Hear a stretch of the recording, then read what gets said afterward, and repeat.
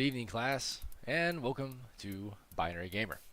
I'm your host, Tony Spears, and this is the show where passionate people talk passionately about the thing that we're passionate about, and that thing is video games.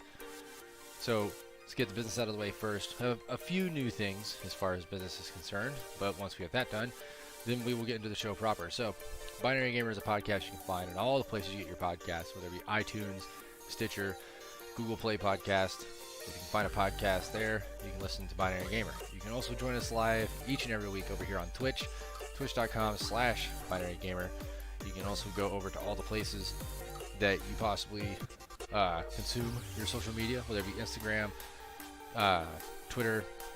We have a Facebook page. You should go over there as well. Everything that we're up and doing, all of the postings for like streams, any videos that go up on YouTube, the podcast itself, obviously, all go to all those places. So whatever your flavor of social media is, you can find us just about everywhere. And finally, if you just want to reach out to me, I am over on Twitter as iFlipWithTheSwitch. And yeah, we can just talk video games. But aside from that, let's get into the show and let's get into the week that was. So this past week, I have been doing some different games, a lot of different stuff. Primarily been playing a lot of Rainbow Six Siege with my boy Catatonic over on Twitch, and playing a lot of games with my kids. I got into Advanced Wars mostly because Wargroove came out and I wanted to play some Advanced Wars like, and I was playing Advanced Wars through various means, and found Wargroove to be really cool.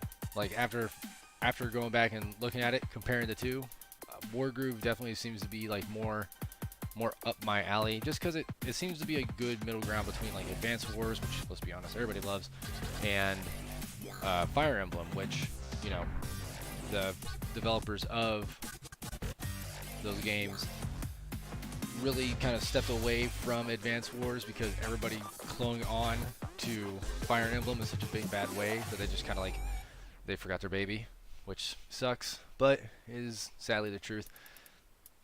But aside from that, just different stuff off and on. I know, where was Sweet Sweet Victory? We're gonna get to that though. We will get to that, I promise you. So, talking about the like different things that I played this week. Played some more Monster Hunter. Had a great time with that. Played a little bit more. I played some Enter the Gungeon with my kids. They don't like that game, which makes me sad. But it is still a really cool game, and you should go and play it. And that's really been it. So let's talk about. Let's get into the show proper, right? So this week with Super Bowl Sunday. This is Sunday that I'm recording this and or streaming. If you watched the Super Bowl, man, I hope you weren't hoping for an upset, because the only people that are upset are Rams fans. Tom Brady is apparently the GOAT. The Patriots go on to dynasty levels of awesome, I guess. And life moves on. Whatever. And the bad thing is that the halftime show really was the highlight of that entire endeavor, which is sad in so many ways. I mean, it was a good highlight show. Maroon 5 came out. Some rapper who I am not familiar with came out. And everybody was really upset because they just did like the slight nod to the creator of SpongeBob, and whose name escapes me right now, and I apologize, because everybody did a petition to have them perform Sweet Sweet Victory at the Super Bowl halftime show, and it just didn't happen. I know AJP, we all wanted it. But when I saw the petition, I thought that this won't really happen. And then it got so many reviews, so many signatures, and so many eyes put on it. I was like, man, maybe it will happen. But all they did was like, oh, look, we're going to give this like 3 seconds of acknowledgement, and then, you know, went about their way. But it is what it is, I suppose. So what I wanted to talk about with that is actually some football video games. But before we get into all that stuff, because that is going to be a whole nother schlub. Wow, it had 1 million signatures. Yeah, see, that's crazy to me. Like, they didn't even give it the light of day. They're just like, no. It's like, all right, whatever.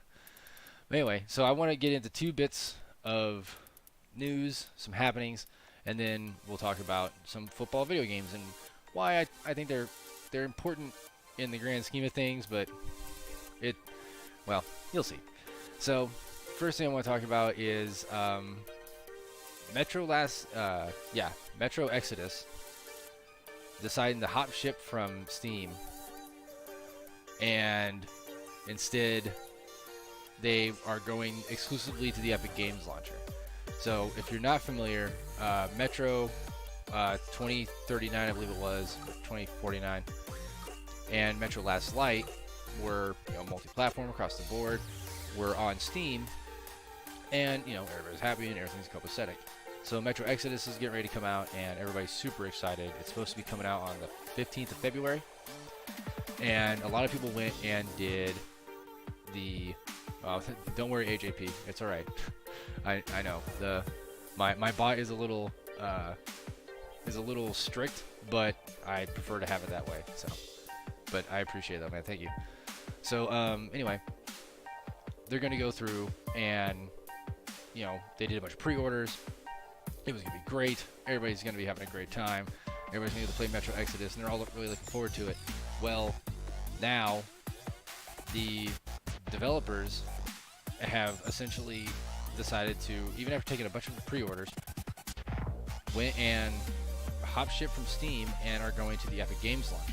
Now, this wouldn't be a big deal if it wasn't for the fact that they're leaving a lot of people high and dry, because there's no real word as to whether or not like any additional content that comes out later, DLC, anything like that, is going to come to the people that pre-ordered on Steam, because those people that pre-ordered on Steam will still get their games.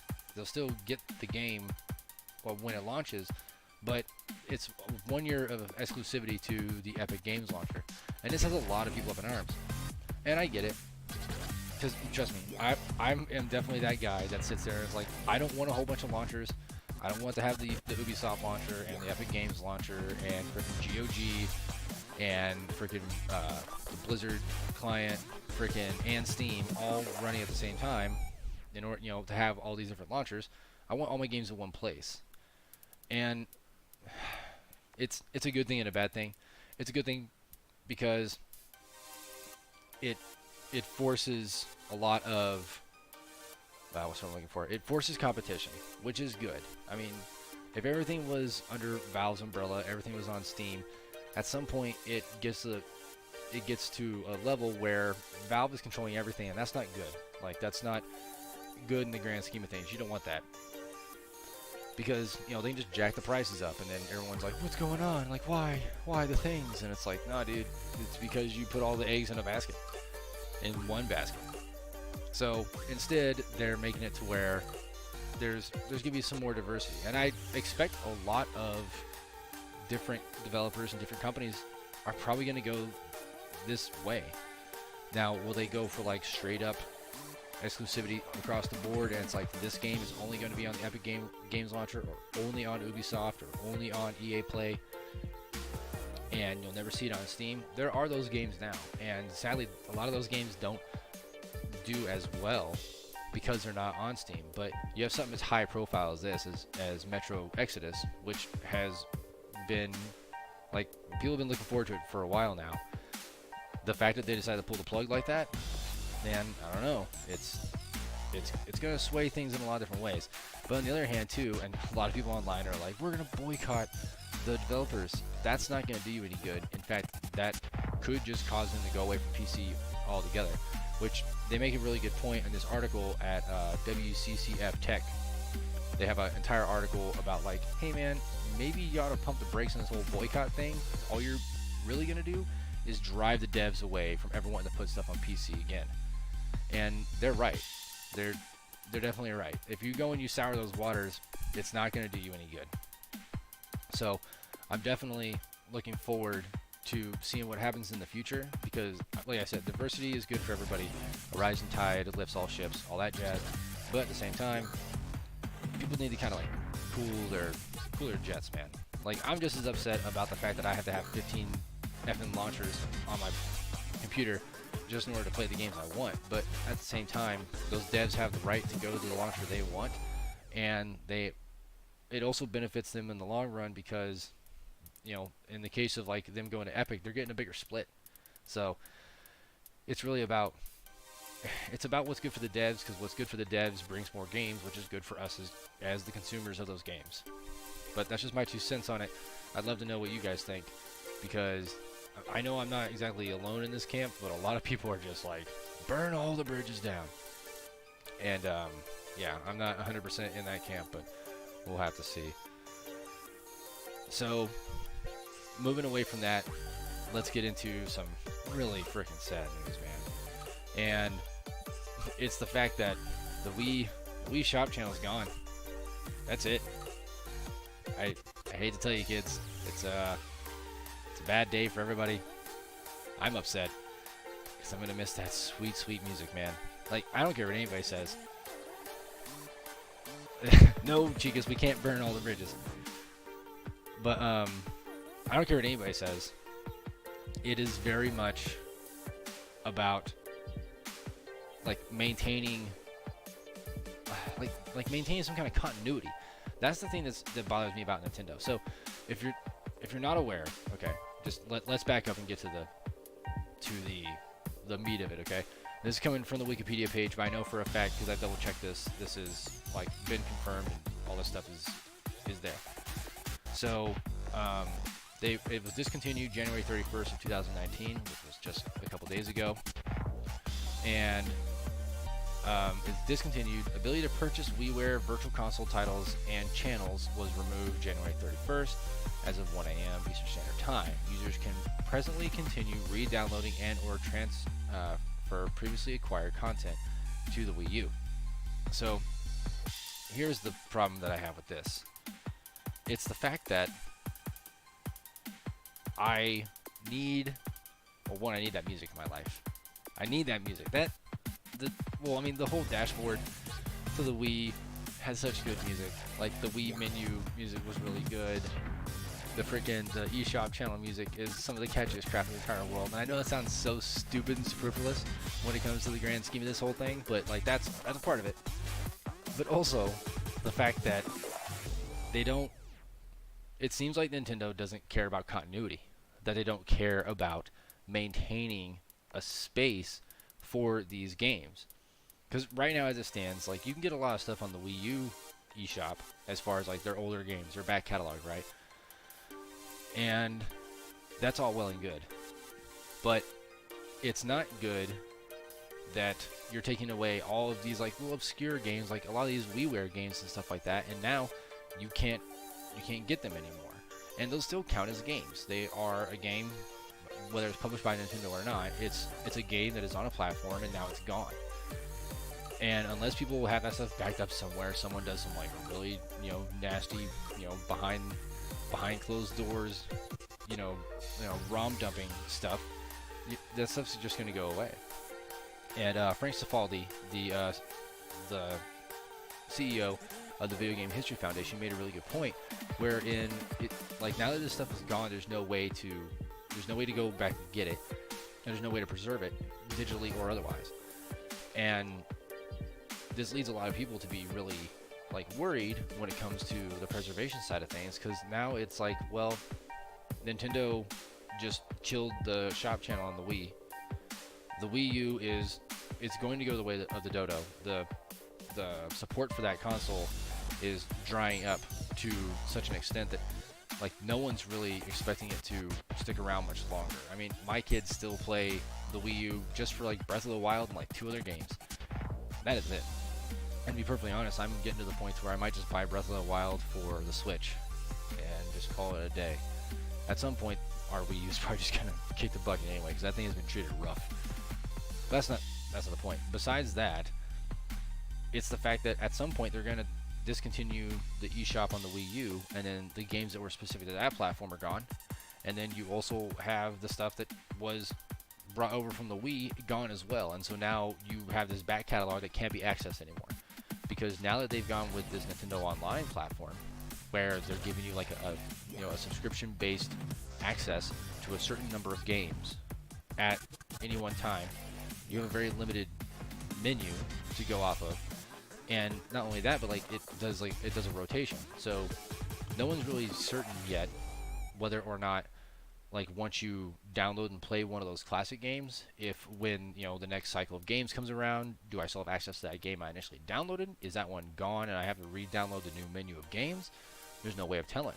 So it turns into this thing where, like, Nintendo's almost doing like that Disney Vault thing, where it's like, no, we're gonna put this game back, and like maybe they have it, but there's no guarantee of that, and there's no guarantee that this stuff is gonna remain in the long run, and that's sad. That sucks, because a lot like this stuff should be preserved. I know I go on these Indiana Jones, you know, esque rants where I'm like, this belongs in a museum, but if you can't make it to where it's free and available to everyone, right? Like recently, in a couple months past, Nintendo did a hardcore crackdown on a bunch of ROM sites. And to be perfectly honest with you, like, it's like they've almost hit the whole board. And it's really weird, because now at this point, like, those sites are no longer handling certain ROMs. And that's shitty, because it's like, okay, again, Frank Cifaldi said it best. Nintendo is making it to where piracy is becoming your only means of getting their back catalog.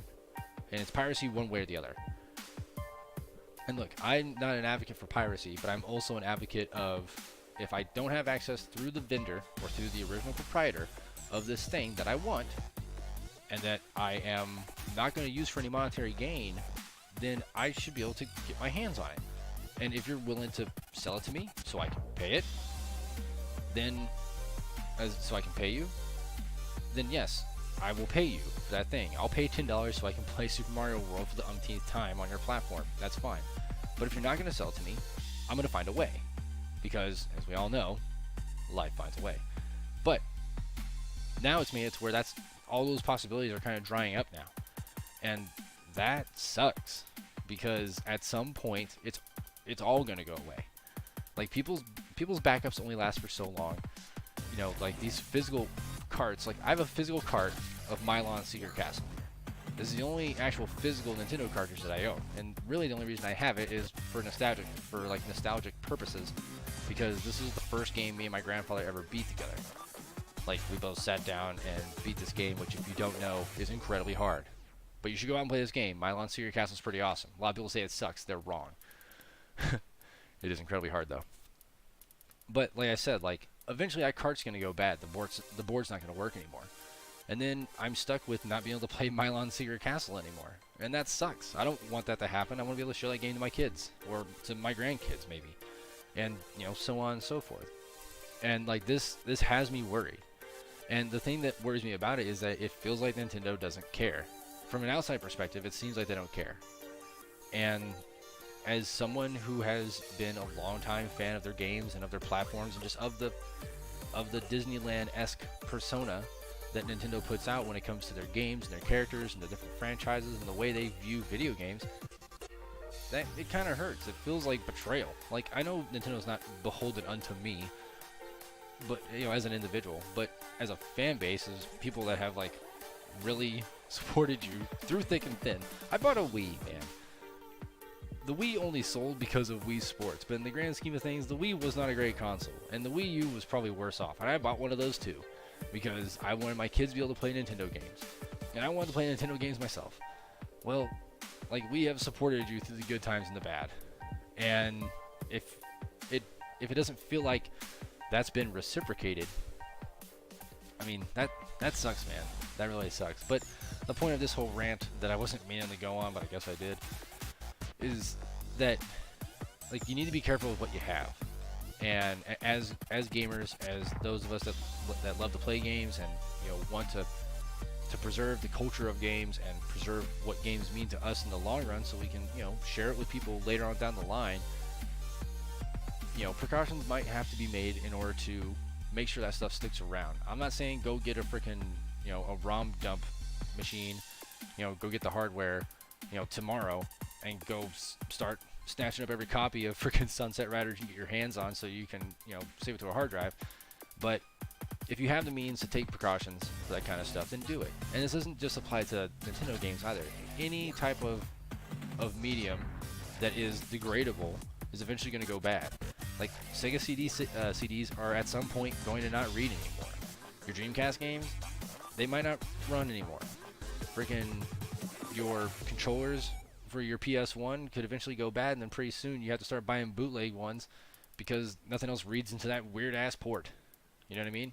Like your save files on memory cards. Remember memory cards? Yeah. Like that kind of stuff needs to be kept, and it needs to be preserved. I'm not saying go make a vault somewhere, but you know, take steps.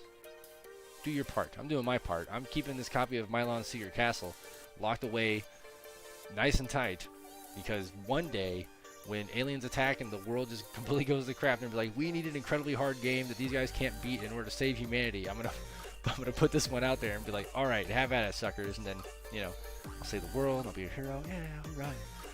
But no, actually, they'll end up figuring out the secret inside the well, and then we'll all be doomed. But that's beside the point. So yeah, do your part. Preserve games. All right, so moving away from sad news, let's talk about what I wanted to talk about this week. And no, I didn't just pull this one out of thin air. I didn't come up with this on the fly. I knew that the Super Bowl was coming up and decided that this would be a good topic because I've never actually covered sports games before, which is weird because I love baseball and I love playing baseball games. But at the same time, you know, I can't do 7 days of podcasts for the World Series because that would get old really soon. But we can talk about the Super Bowl, which, again, if you're a Rams fan, I feel for you. I'm sorry. You guys tried. Just wasn't good enough. But let's get into the games.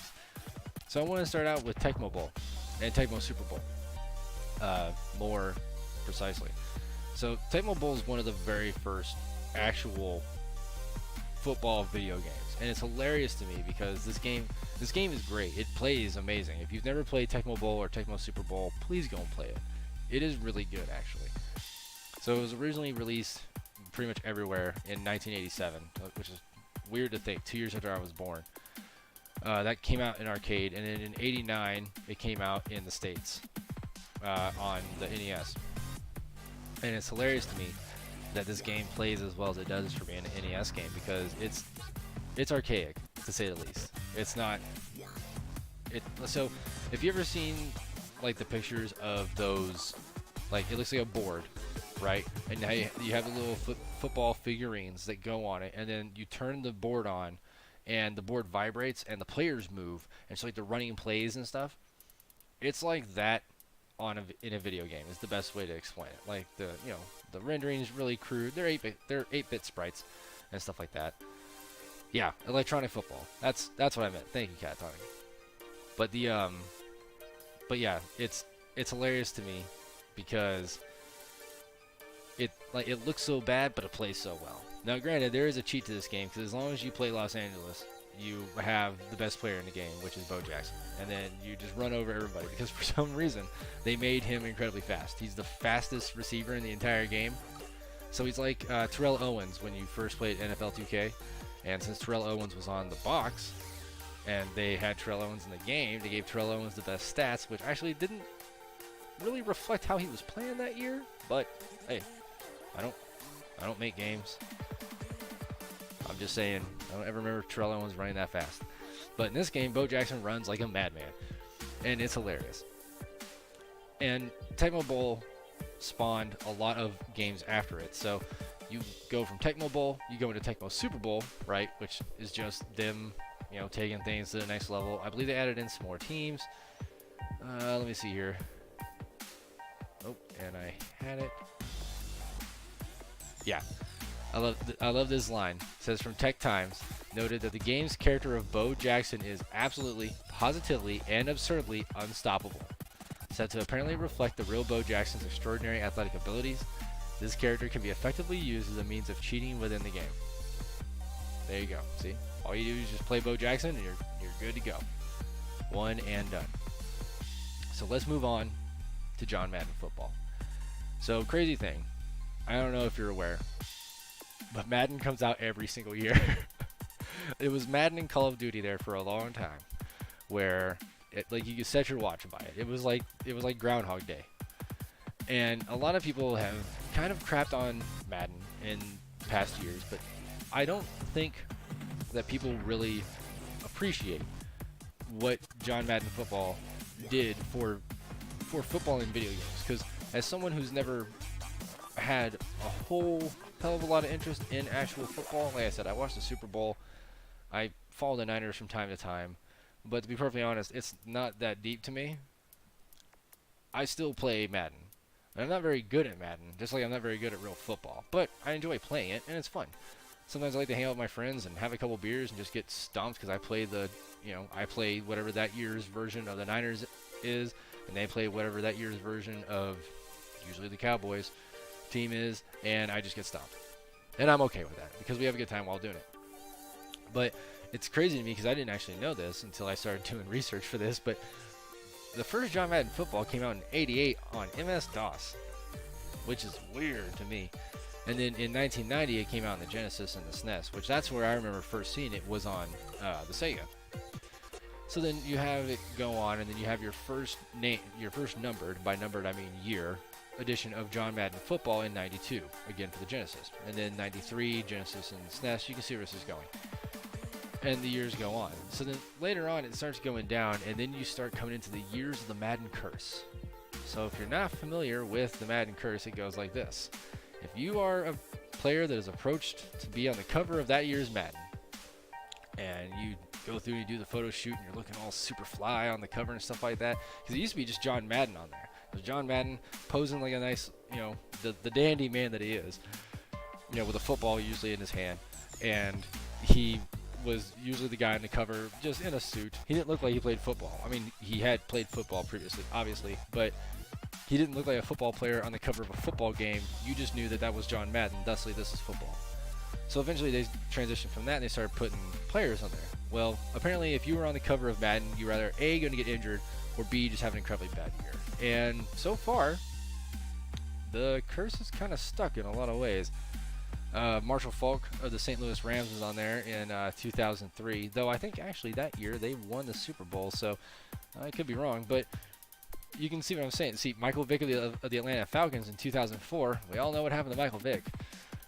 It's funny to me because a lot of people actually believe in the Madden curse the same way that they used to believe in the curse of the Bambino until the Red Sox won the World Series. So, see what I'm saying? Oh, they didn't win in 03? I thought they did. I have been corrected by Chicas here in chat. They did not win in 03. Well, anyway, regardless, it's pretty interesting to me because there's a whole long line of years all the way from 1995 to 2007 where it's on PC, where they released it on PC, and then they stopped doing that because they realized people playing on PC aren't playing Madden. And the funny thing about the Madden franchise is that for a long time, the Madden franchise would sell units and not just for the games, but for consoles.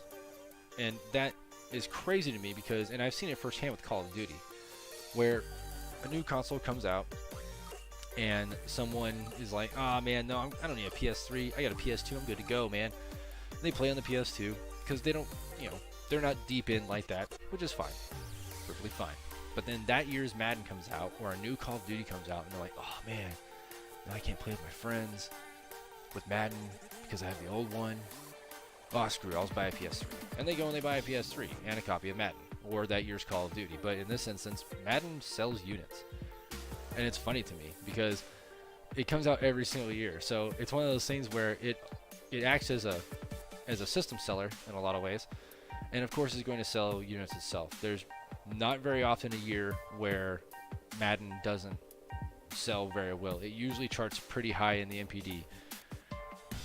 But then it also is kind of used as a barometer for systems, because I remember someone telling me when the PS4 came out, because I was still rocking a PS3 at the time, they were like, "Man, have you played, do you have a PS4? I said, "No, I don't." And they told me, it's like, "Man, I got a PS4 because Madden looks so good." And I was like, "What?" And that really threw me off because, of all games, you're using Madden as the toe in the pool of, oh, am I gonna like this console? Do games look good? When the PS4 has had so many good games on it, beautiful games, and it's just funny to me. But Madden's not without its controversy. If you think about it, over the years, a lot of people have, you know, have given EA a lot of crap for monopolizing the football business when it comes to video games. Because Madden's the only game in town, I hate to tell you, because the 2K series went under hardcore. And it sucks because without competition like that, innovation isn't required. And it's the same thing with MLB The Show on the PlayStation. MLB The Show is made by Sony Santa Monica. That game comes out every single year the same way Madden does. It only comes out on Sony platforms, and it sells like hotcakes. And it is the only game in town because no one else can compete. I mean, they can try, but they just can't compete. The thing that EA did that got people's feathers ruffled is the fact that they went through and they cinched down the license with the NFL. So without being able to access the license to the NFL, other football games can't put in players from actual active rosters. They can't go through and, you know, like do updates to stats. They can't do anything that has to do with the NFL itself. So now you're running into a scenario where you're gonna make a football game. Well, what are you gonna put on it? Like you're gonna make up a bunch of teams. Now, the NCAA doesn't quite work that way. So NCAA football, I believe, is made by a different developer. To be perfectly honest, I haven't looked because that wasn't where I was going with this particular episode. But you see what I'm saying? Like, since they locked down the license for the NFL, it's pretty much their game, and they can pretty much do what they see fit when it comes to changes in the game each year. And sometimes those changes are very minute, and sometimes they are huge. But it just depends. Like, I remember the year they came out with the truck stick, and everyone was like, oh my god, like, it blew minds. And in my head, I was like, this is cool and everything, but, like, it's just one mechanic. And that's all it takes in a lot of ways to get people hyped when you have a recurring franchise like this, is like one small tweak. Because in reality, when you buy that year's version of Madden, all you're actually paying for is roster updates, which is funny to me because you almost wonder if EA could go through and make the same amount of money they make every year off of Madden by just doing Madden as a game, as a service-based game. I mean, every other game in the multiverse right now is doing the exact same thing with season passes, you know, like different DLC drops and stuff like that. Why is it such a stretch for the Madden franchise to just come out with, this is John Madden football? Boom, there's your box. You get online, you go through, and every year when it comes out, hey, throw us 20 bones, 25 bones, whatever. You get the new roster updates. You get, you know, like all the trades that happen. If someone's hurt, if their stats change, all that stuff comes through in like one big DLC dump.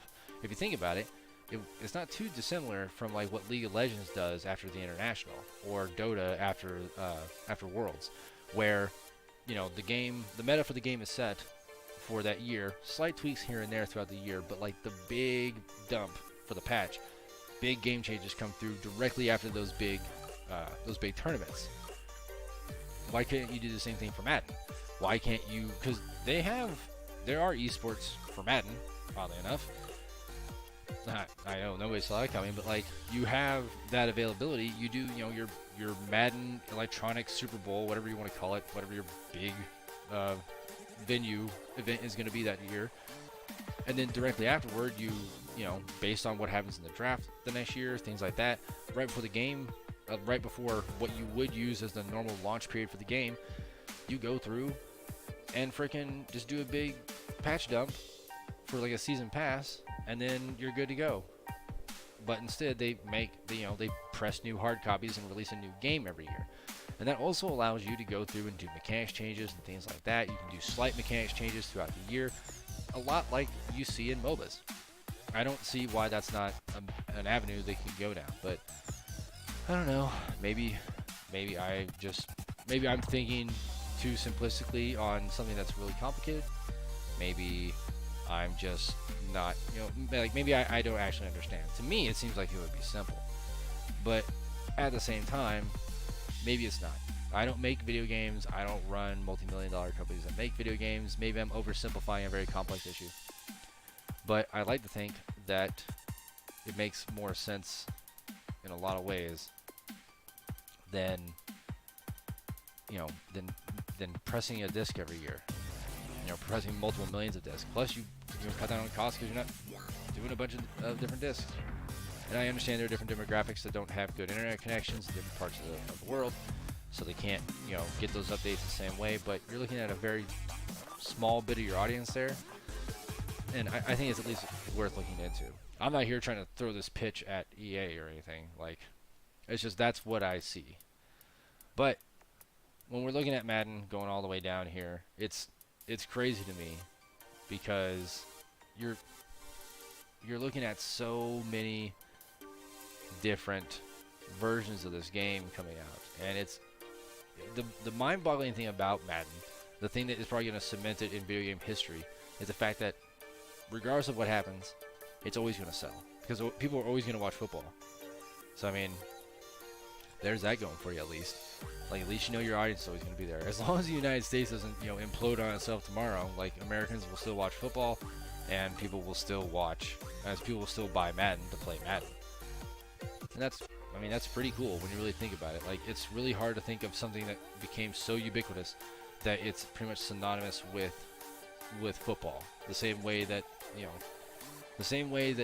Joe Montana is synonymous with the 49ers, John Madden is synonymous with video games football in video games. And that's, I mean, if that's not legacy, I don't know what is. So, it's just something to think about, a little bit to throw out there for you. And, yeah, but I would love to hear what you think about the franchise, or what you think about video games, what do you think about football video games in general. Is there a particular franchise that you miss? Because I know I missed the 2K games. I was really good at NFL 2K. Like, me and that Dreamcast controller, for some reason, were just getting the hands every single night. Like, just go up there, I see T.O. running, and I became a Vikings fan that year because Terrell Owens had the best stats.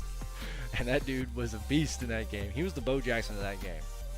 And, yeah, it actually really made me sad that that franchise went away, because it seemed like the 2K games always did something different than what Madden was doing. But then eventually, like I said, when EA shored up the licensing for the NFL, it was only a matter of time. So that does suck, but hey man, gotta make your moves. So that is going to do it for this week's podcast. Thank you very much for listening. Let me know what you think about the little ditty I got going on in the background. That is a song courtesy of my boy Kurt, and he went and made that. So go and you can thank him for that if you liked it. If you didn't, let me know. We'll change some things up. But for now, I'm kind of liking this. It's nice having a little bit of background music going on there. You know, something melodic while we're sitting here waxing poetic about video games. But yes, thank you very much for tuning in this week. Whether you're watching live on Twitch, or you're checking out the podcast on YouTube, or you listen to the podcast on the podcast player of your choice, we love you and we appreciate it. Thank you very much. Remember, you can find Binary Gamer in all the places you get your podcasts, whether it's iTunes, Stitcher, Google Play Podcast. Throw some tinfoil in the air and catch a signal. Son, you can listen to Binary Gamer. You can catch us live every Sunday over on Twitch, twitch.tv /Binary Gamer. You can check us out over on YouTube. You can find us over on Twitter, on Instagram. You can check out the Facebook page, all the things, all the places. We are there. Come and hang out. Come and talk to us. We're going to be doing all kinds of awesome stuff. And we're closing in on episode 100. Episode 100 is going to be a doozy. I didn't think we'd make it this long. I didn't think I'd be alive right now. But hey, surprises come in all shapes and sizes. And what do you know? Here we are at the big 100. And when that happens, on episode 100, it's going to be a special one. We're going to do some retrospective stuff. We're going to talk about the ups and the downs of the show, the things that have happened over the course of this incredibly strange journey. But what it's all going to come down to is this show doesn't happen unless you guys watch. And I appreciate every single person that either tunes in for the show on Twitch, has checked us out on, you know, whatever it is you listen to us on, you know, iTunes, all that stuff, or just the, you know, the people that have reached out to me over various forms of social media. I appreciate every single one of you, and I mean that from the bottom of my heart. I'm not blowing smoke. I'm not just tugging your leg. I promise you, it really does mean a lot. As just some dude that just got a random idea in his head to start talking about video games, and to try and teach about video games, try and make people think about video games. Like, I appreciate that there are people that come out to check this out. I really do appreciate it. So that is it. Thank you very much. Have an awesome week. Go play some games, kids. Class dismissed.